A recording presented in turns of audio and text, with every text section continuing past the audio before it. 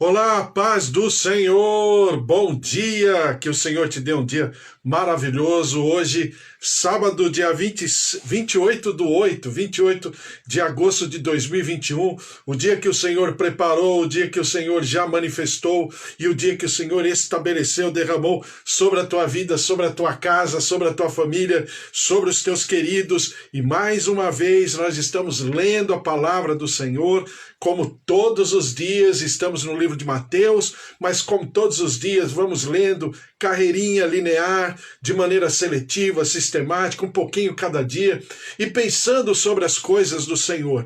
E hoje não é diferente. Então nós vamos ler e vamos pensar a respeito. Estamos em Mateus capítulo 27, né? Já passamos por todos os capítulos até aqui, até o capítulo 26, desde o capítulo 1 até o capítulo 26, e agora estamos no capítulo 27, estamos nas últimas horas do ministério de Jesus, nas últimas horas antes da sua crucificação, e o que significa isso para nós, na nossa fé, na nossa profissão de fé, naquilo que entendemos como Senhor e Salvador, o nosso libertador, aquele que era, é e há de vir, Jesus Cristo, autor e consumador da nossa fé.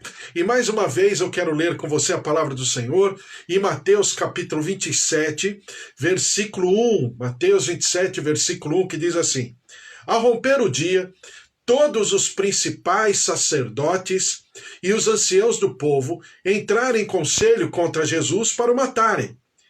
E, amarrando-o, levaram-no e o entregaram ao governador Pilatos.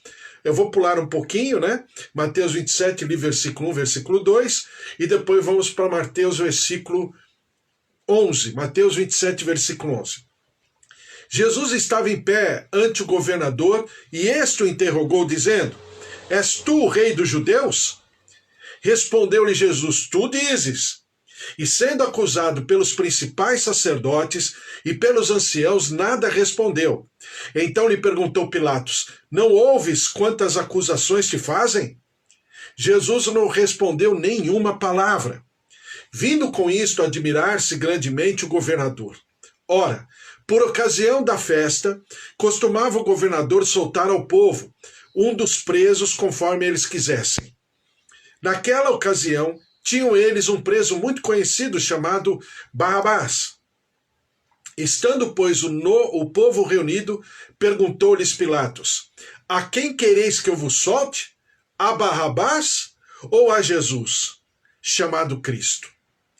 Porque sabia que por inveja o tinham entregado, e estando ele no tribunal, sua mulher mandou dizer-lhe: não te envolvas com esse justo, porque hoje em sonho muito sofri por seu respeito. Mas os principais sacerdotes, os anciãos, persuadiram o povo a que pedisse Barrabás e fizesse morrer Jesus. De novo perguntou-lhes o governador: qual dos dois quereis que eu vos solte? Responderam eles: Barrabás. Replicou-lhes Pilatos: que farei então de Jesus, chamado Cristo? Seja crucificado, responderam todos. Que mal fez ele? Perguntou Pilatos. Porém, cada vez clamavam mais: seja crucificado. Vendo Pilatos que nada conseguia, antes pelo contrário, aumentava o tumulto, mandando vir água, lavou as mãos perante o povo, dizendo: estou inocente do sangue deste justo. Fica o caso convosco. E o povo todo respondeu: caia sobre nós o seu sangue e sobre nossos filhos. Então Pilatos lhe soltou Barrabás e, após haver açoitado a Jesus, entregou-o para ser crucificado. Agora Mateus capítulo 27, versículo 27. Logo a seguir, os soldados do governador, levando Jesus para o pretório, reuniram em torno dele toda a corte, despojando-o das vestes, cobriram-no com o manto escarlate, tecendo uma coroa de espinhos, puseram-la na cabeça e na mão direita um caniço, e ajoelhando-se diante dele, o escarneciam, dizendo: salve, rei dos judeus! E cuspindo nele, tomaram o caniço e davam-lhe com ele na cabeça. depois de o terem escarnecido, despiram-lhe o manto e o vestiram com as suas próprias vestes. Em seguida, o levaram para ser crucificado. Bom, a gente aprende, né?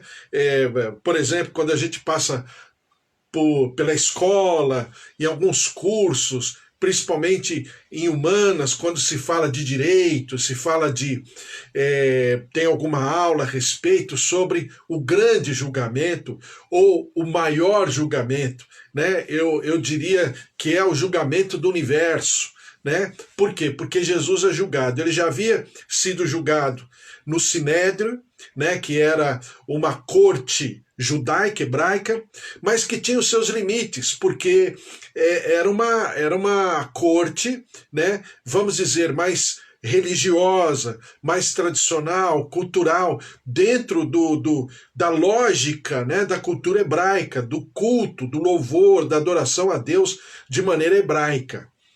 Mas os sacerdotes, os religiosos da época, não poderiam impetrar a pena capital, que seria a morte, a não ser que fosse a morte por apedrejamento. Só que nas palavras dos profetas do Antigo Testamento, o Senhor Jesus seria levado ao madeiro, né, a madeira, ou seja, simbolizando qual deveria ser a sua morte, ou qual seria a sua morte, que é a morte de cruz, e não de apedrejamento. Então, o que acontece?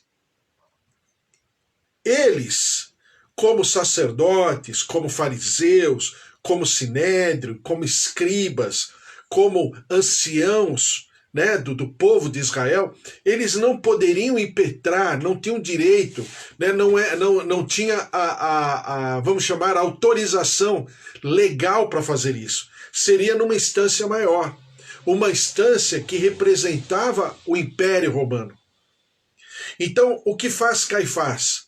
Caifás ordena que levem Jesus, agora preso, já cuspido, esbofeteado, flagelado, seja levado até Pilatos para que Pilatos resolva.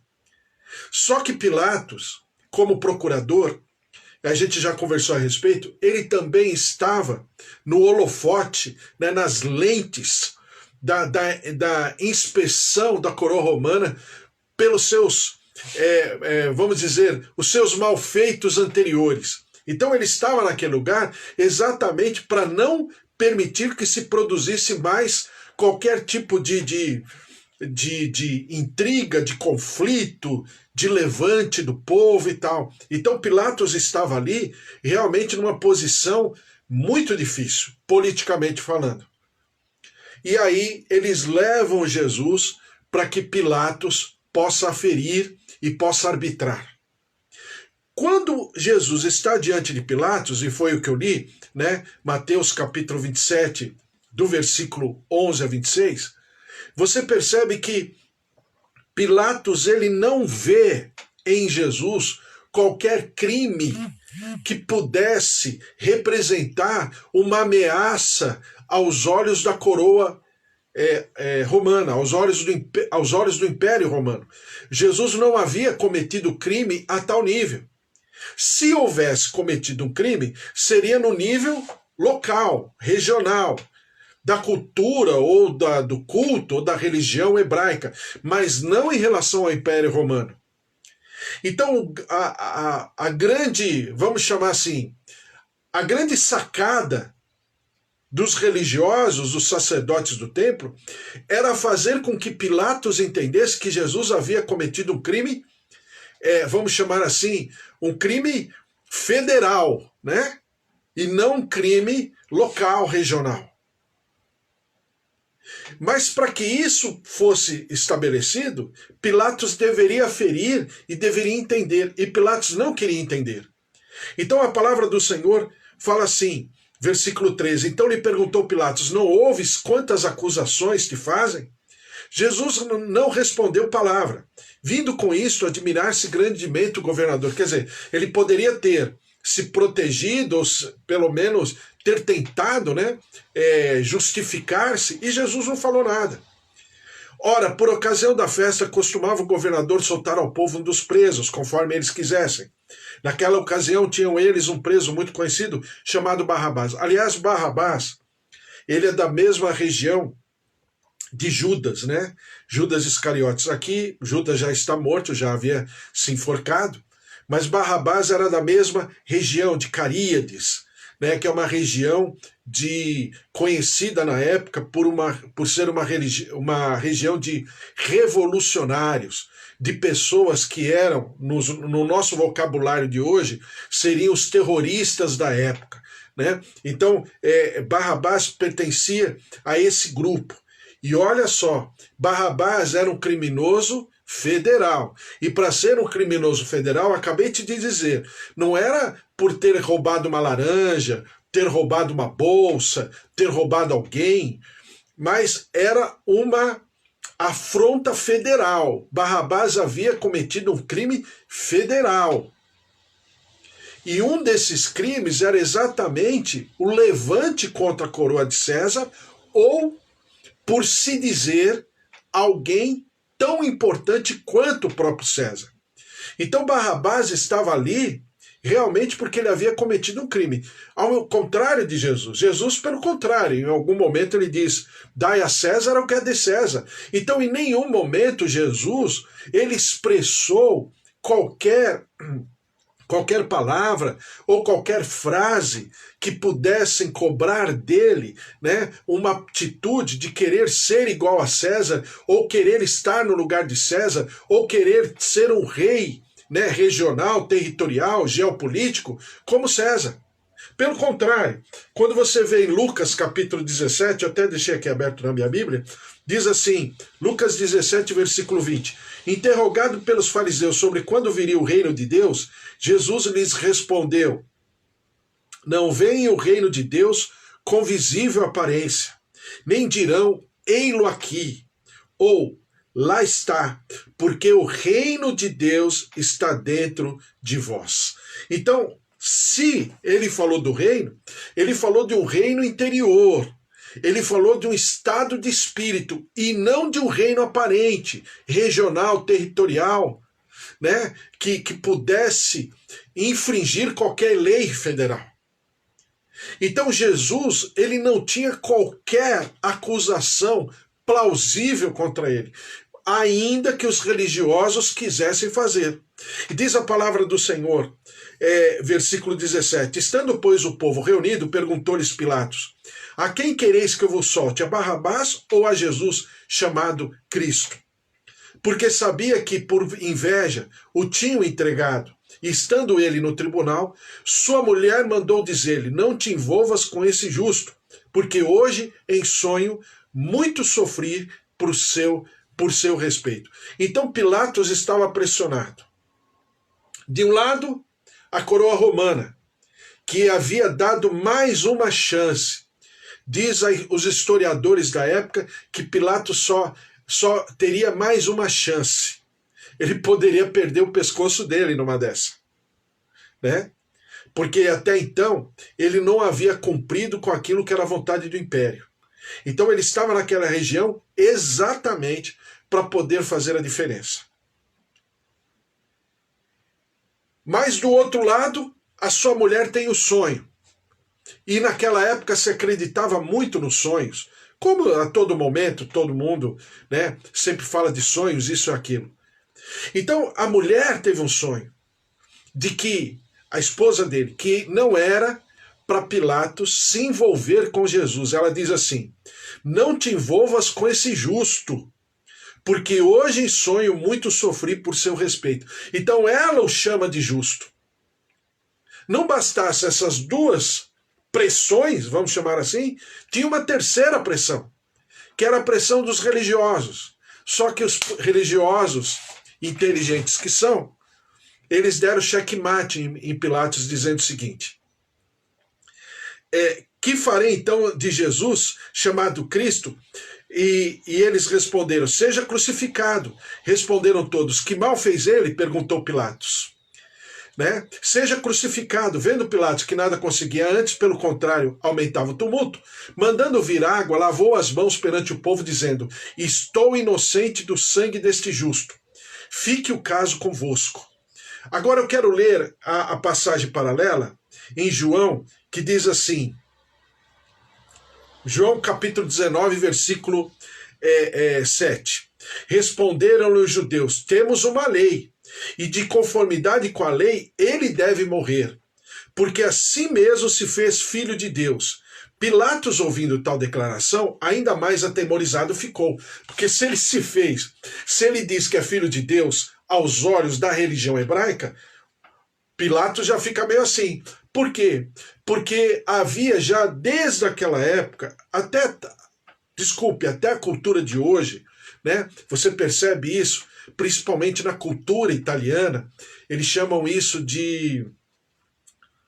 não é temor, esqueci da palavra, mas tem uma palavra que eles falam a respeito disso. Então Pilatos teve, como que, vamos chamar assim, um respeito temerário em relação à declaração dos religiosos em relação a Jesus, que ele era filho de Deus.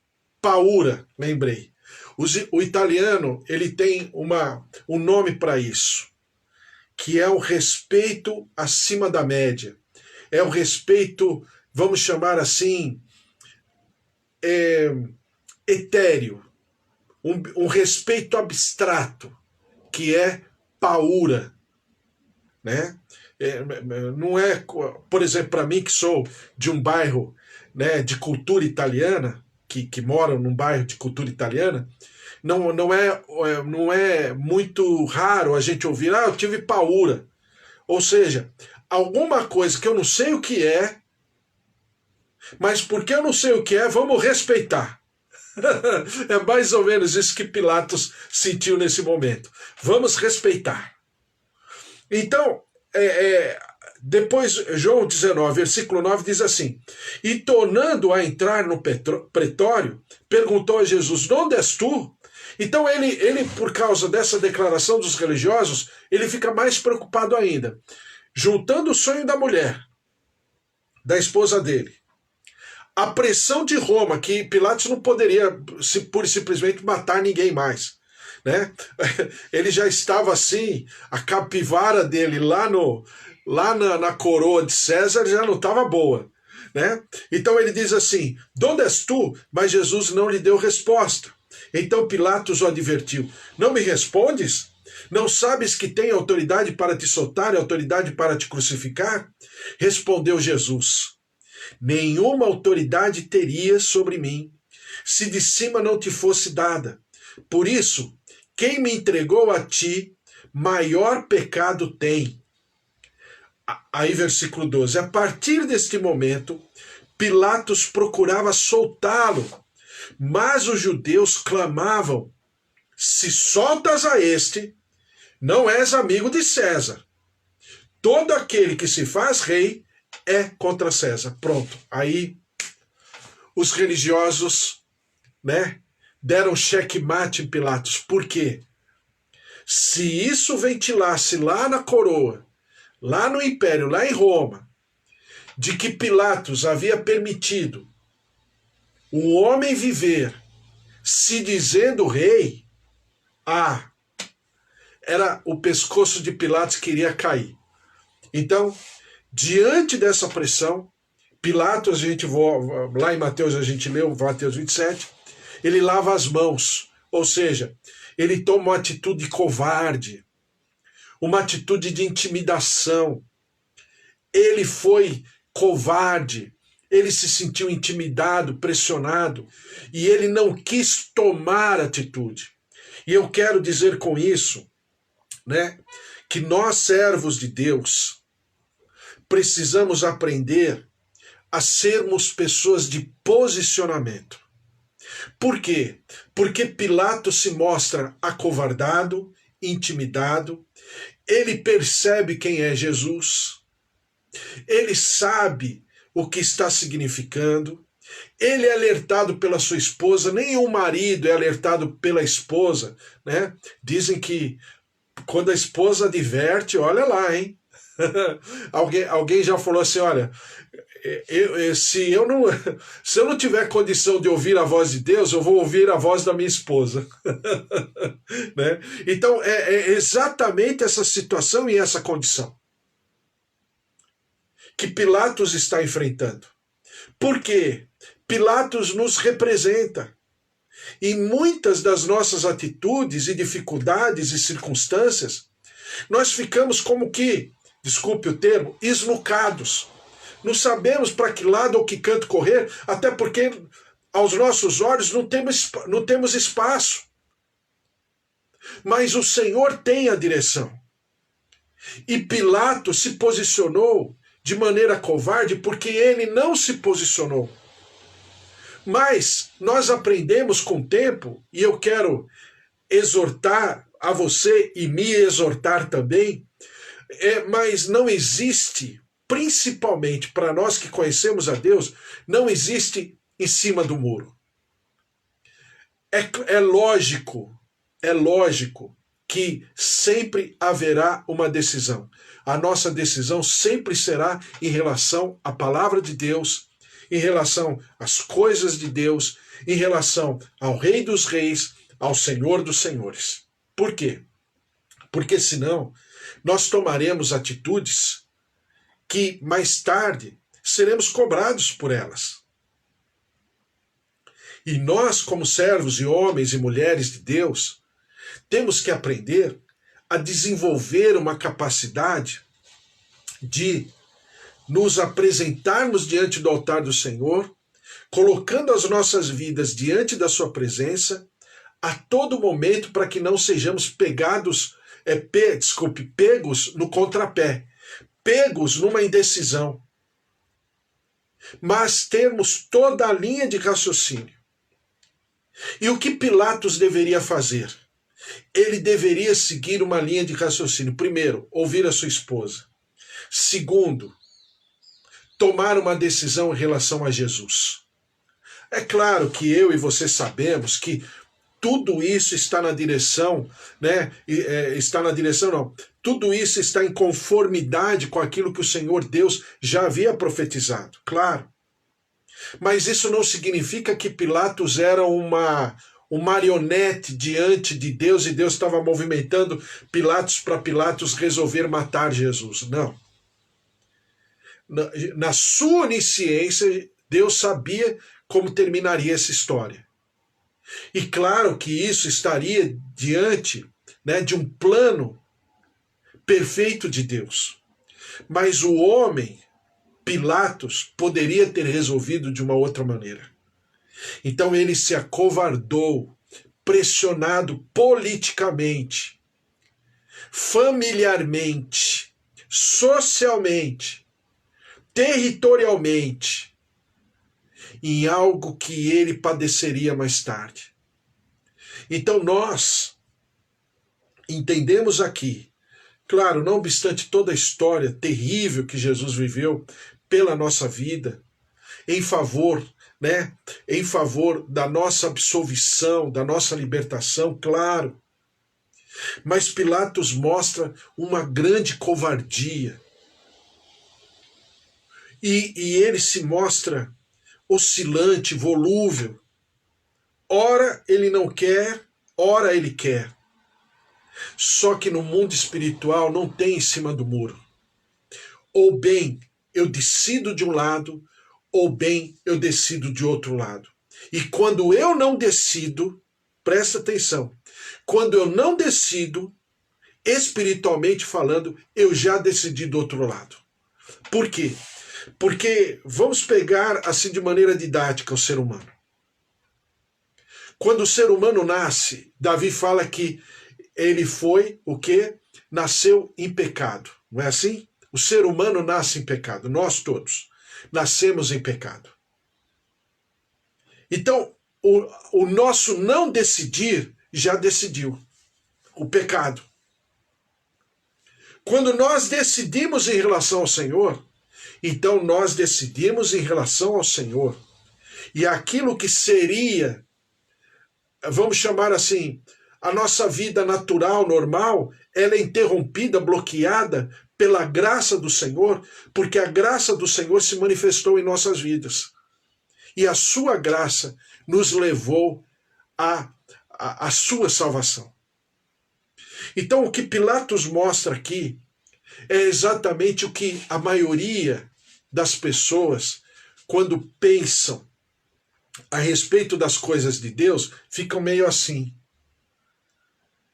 E por ficar meio assim, Pilatos tomou uma atitude completamente desfavorável àquilo que deveria ser, né, uma atitude consciente, coerente, amadurecida. E ele ficou, né, pressionado politicamente, pressionado por várias situações e facetas, ele achou por bem não decidir. Só que a sua não decisão foi uma decisão. A palavra do Senhor fala em João capítulo 19, versículo 17 o seguinte: tomaram eles, pois, a Jesus, e ele próprio, carregando a sua cruz, saiu para o lugar chamado Calvário, Gólgota, em hebraico, onde o crucificaram e com ele outros dois, um de cada lado, e Jesus no meio. Pilatos escreveu também um título e o colocou no cimo da cruz. O que estava escrito era: Jesus Nazareno, o Rei dos Judeus. Presta atenção. Olha como Pilatos escreveu na placa. Ele escreveu em grego, em latim, né, em hebraico. Então vamos lembrar o que significa isso? Veja o quanto ele tinha de consciência, mas ele optou por não decidir pelo Senhor. Optou por não decidir por aquele que ele havia se admirado, por aquele que ele havia conversado e percebeu a autoridade e o mover do Senhor em Jesus e através de Jesus. Ele escreveu em hebraico, escreveu em grego, escreveu em latim. Por que hebraico? Porque Jesus é rei dos judeus. Por que em latim?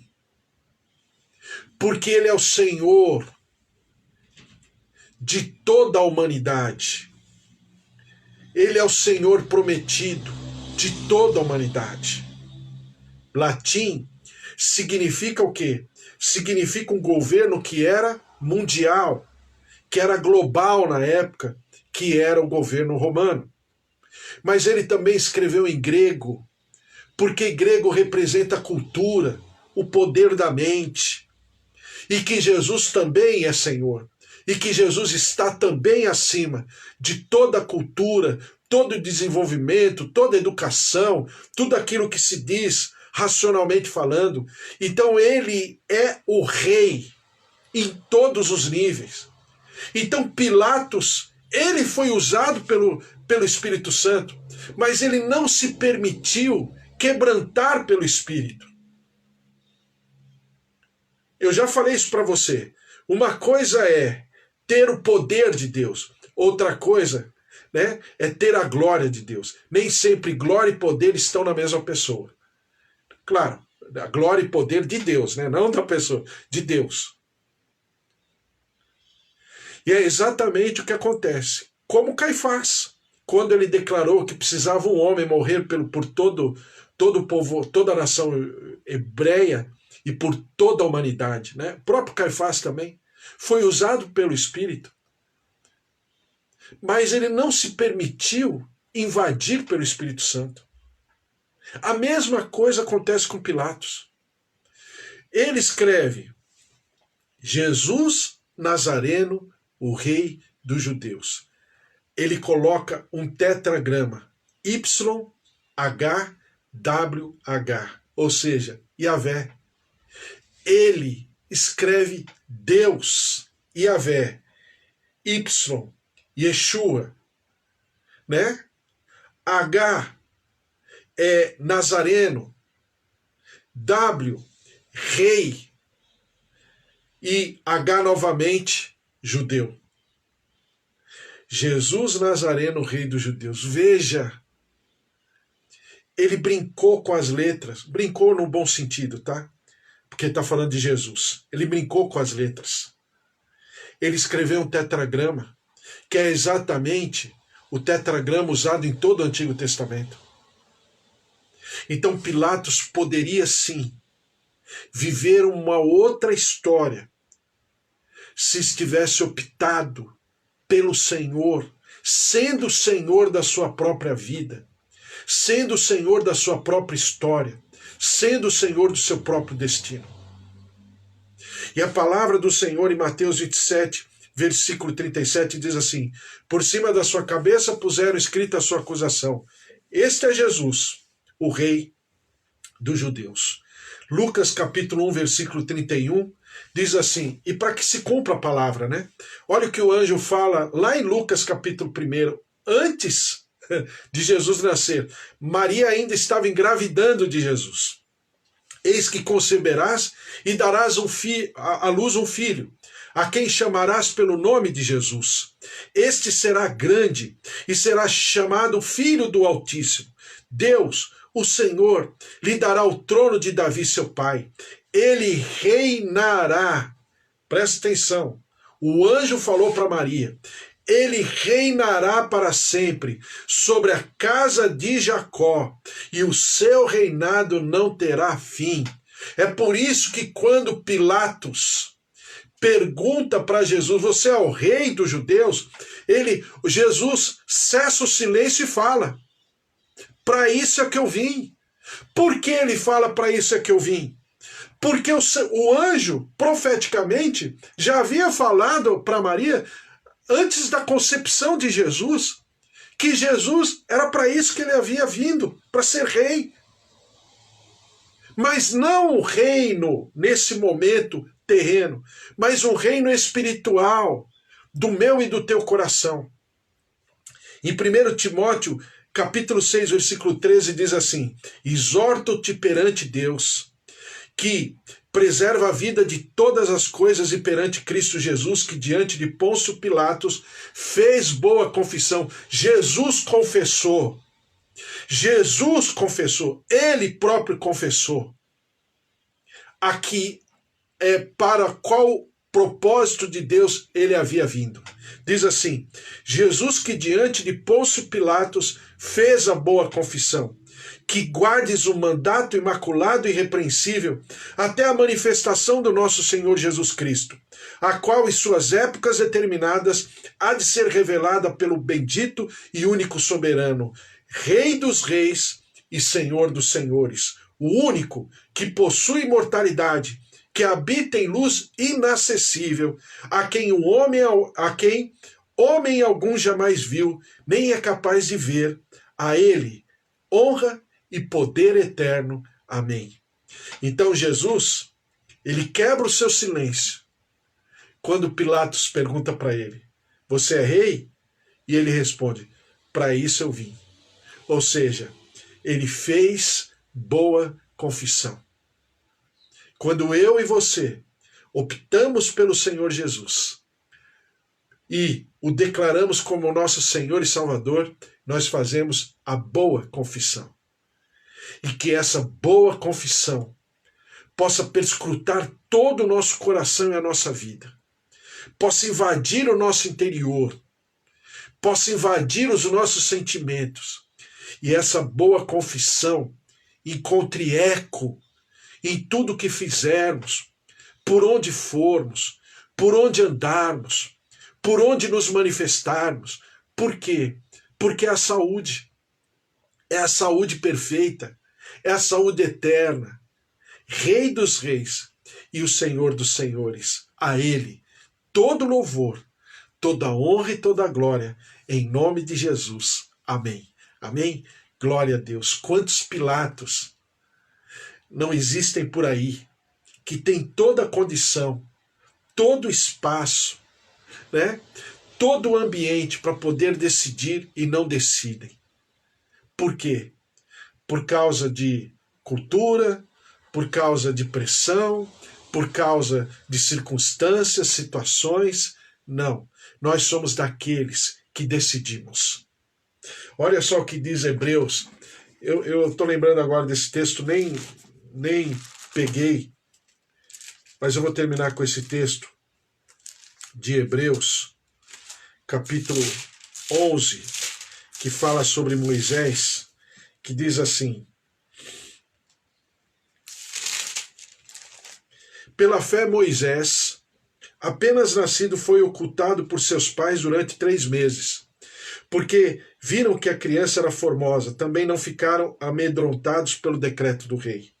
Pela fé, Moisés, quando já homem, feito, recusou ser chamado filho da filha do faraó, preferindo ser maltratado junto com o povo de Deus a usufruir prazeres transitórios do pecado. Porquanto considerou o opróbrio de Cristo por maiores riquezas do que os tesouros do Egito, porque contemplava o galardão. Então, é exatamente esse sentimento de Moisés.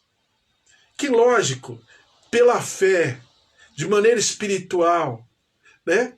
Ele optou por viver aquilo que o Senhor estava oferecendo, a despeito de toda a pressão que ele poderia vir a enfrentar e enfrentou.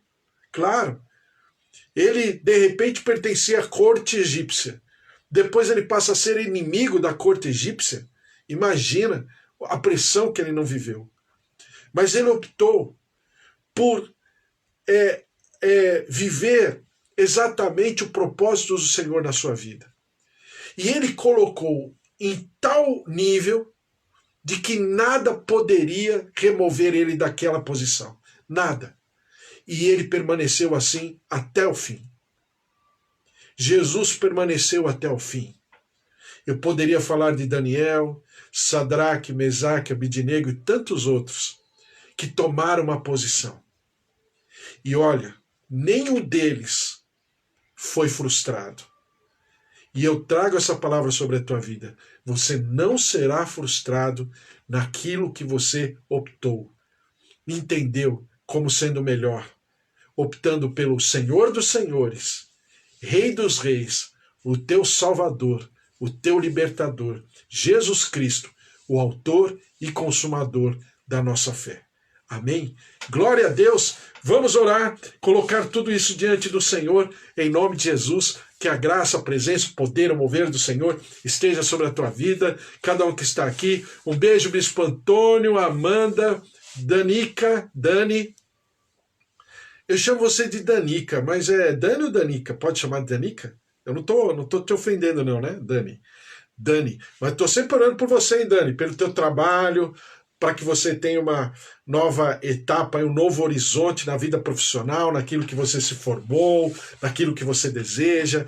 Também Bispo Antônio, sempre orando pela Suzy, Priscila, nunca me esquecendo de orar pelo Felipe Eduardo, sua vida pessoal, sua vida familiar, seu futuro, Amanda, seus negócios, tudo aquilo que ela tem por realizar, o seu trabalho hoje, né, Amanda? Está trabalhando, o Senhor esteja sobre a tua vida, orando também pelo Luquinha, está passando aí por uma gripe, mas a gente está orando, febre, essas coisas todas, né? Orando por todos nós também, a Eva, o Carlos, Deus abençoe, eu ia falar meninas, as suas filhas, falo meninas com carinho, né? Débora, Raquel e também seus genros, netinho, Deus abençoe a todos, orando sempre pela Cristina, orando pela Margarete, sua casa, sua família, também Bispo Antônio sempre orando pela Dona Cecília, pelo Murilo, né?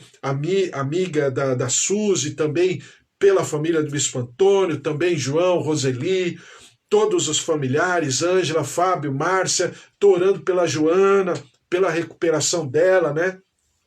Da cirurgia, o Senhor esteja sobre a vida dela, cobrindo, guardando, protegendo, abençoando, em nome de Jesus. Também orando pelo seu João, Dona Dália, seu João, que passou por um probleminha de saúde, mas o Senhor está derramando da sua saúde, da sua restauração, em nome de Jesus também, seu Toninho, Dona Nadir, meus pais, minhas tias, Rosália, Alzira, meus tios, sempre orando pelo meu primo Alexandre, todos ali, o Senhor esteja sobre cada um, a plenitude, a presença, o poder, o mover do Senhor, em nome de Jesus. Vamos orar, vamos colocar diante do Senhor, Dani, que eu já falei, né, pela sua vida, Pastora Mara, também seu Ulisses, Ulisses, esposa, netinhos e também Milena, Douglas. Deus abençoe a todos em nome de Jesus. Vamos orar, colocar tudo isso diante do Senhor. Ao Senhor todo louvor, toda honra e toda glória. Senhor, mais uma vez nós te clamamos por tudo aquilo que o Senhor tem feito e realizado. Tua graça, o teu poder, o teu mover. Senhor, em nome de Jesus, age poderosamente para que nós possamos viver intensamente a flor da nossa pele, de toda a nossa existência, de toda a nossa alma, de todos os nossos sentimentos, com todas as nossas forças, aquele que era, é e há de vir, Jesus Cristo, o autor e consumador da nossa fé. Ó Deus, e todas as vezes que nós titubeamos, que nós oscilamos, que nós, ó Deus, agimos talvez um pouco como Judas, talvez como Pedro, ou até mesmo como Pilatos, lavando as mãos. Senhor, nós te pedimos perdão, nós te pedimos, Senhor, misericórdia. Faz em nós e manifesta em nós as tuas características, o teu caráter, a tua presença, a tua identidade, o mover do teu Santo Espírito sobre nós, através de nós, e nós possamos, ó Deus, até mesmo através das nossas atitudes, expressarmos a tua glória, a tua presença, o teu poder, e nós daremos sempre ao Senhor todo louvor, toda honra e toda glória. Derrama-te sobre o nosso país, Senhor, uma dificuldade tremenda, uma inflação, desemprego, problemas aí nos poderes da República, judiciário, nessa situação toda, esse dia 7 de setembro, que muitos estão falando muitas coisas. Senhor, que nós tomemos como igreja uma posição de intercessão, de clamor, pela paz na nossa terra, nosso povo, nosso país, e mesmo que nós estivermos aí pelas ruas, estejamos como intercessores, como aqueles que estão clamando, levantando as suas mãos sobre a nossa terra, ó Deus, orando, buscando o teu entendimento, o mover do teu Santo Espírito, a seca, a falta de água, a falta de concordância, situações de enfermidades, a pandemia, tantos problemas de assistência, de segurança, de educação. Senhor, tem misericórdia da nossa terra. E nós te clamamos também por aquilo que está acontecendo em outras partes do mundo, a seca e a chuva ao mesmo tempo na Europa, os problemas que estão acontecendo no Afeganistão, que virou um barril de pólvora aquele lugar. Senhor, tem misericórdia daquele povo tão flagelado, tão destruído por causa de situações também de religião, de imposição, de ditadura, de uma situação cruel. Tem misericórdia também os povos do Haiti, de Cuba, tantos lugares. Senhor, tem misericórdia da nossa terra, tem misericórdia do nosso povo, tem misericórdia das pessoas. Capacita-nos, ó Deus, a expressarmos a tua compaixão, a expressarmos o teu nome, a tua plenitude, a tua graça, a tua glória. E a tudo nós daremos sempre ao Senhor todo louvor, toda honra e toda glória. Por isso, ó Deus, que nós tenhamos um sábado maravilhoso, nossas casas, nossas famílias, nossos queridos, aqueles que estão ao nosso redor, aqueles a quem nós queremos bem, estejam visitados, guardados, protegidos, nossos idosos, nossos avós, tios, pais, marido, esposa, filhos, genro, nora, sobrinhos, netos. Senhor, derrama-te com teu poder de cura, de saúde, dores na coluna, dores nas costas, ciático, tireoide, ouvidos, olhos, células, sangue, pulmões, coração, artérias, recebam a vida, recebam o poder da vida, a ressurreição. Ó Senhor, derrama-te com essas águas curadoras. Todo problema, ó Deus, o Senhor me mostra como feridas na pele, o que o Senhor se derrame poderosamente, purificando o sangue, guardando, trazendo da plenitude, do equilíbrio no sangue, nas taxas, ó Deus, nas plaquetas, a tua glória, a tua graça, o teu mover se derramando, curando, visitando. E nós daremos sempre ao Senhor todo louvor, toda honra e toda glória, em nome de Jesus. Amém. Amém. Glória a Deus, que o amor do Deus Pai Todo-Poderoso, que fez o céu e a terra, a vida vitoriosa em Jesus Cristo, e as consolações do Espírito Santo da promessa estejam sobre a tua vida, a tua casa, a tua família, os teus queridos, em nome de Jesus. E que ninguém possa te resistir, porque você carrega o amor de Deus. E se Deus é por nós, quem será contra nós? Se o Senhor é o nosso pastor, de nada nós teremos falta. Um beijo para você, até amanhã, domingo, duas reuniões, às 10 horas da manhã e às 4:30 da tarde, tá bom? Que você tenha um sábado maravilhoso, um final de semana inesquecível, memorável. O Senhor esteja sobre a tua vida, em nome de Jesus. O Bispo Antônio fala, bom sábado a todos os irmãos. Bom sábado, Bispo Antônio. A você também, ao Senhor, Suzy, Priscila e toda a família, em nome de Jesus. Um beijo para todos, fiquem na paz, até amanhã. Tchau, tchau.